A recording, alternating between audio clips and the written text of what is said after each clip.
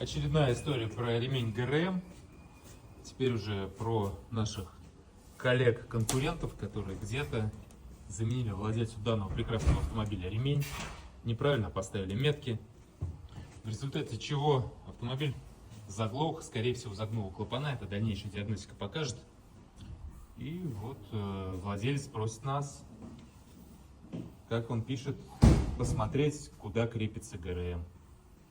Да, видим, куда крепится ГРМ, и видим, что все метки живут своей жизнью, неправильно установили этот ремень.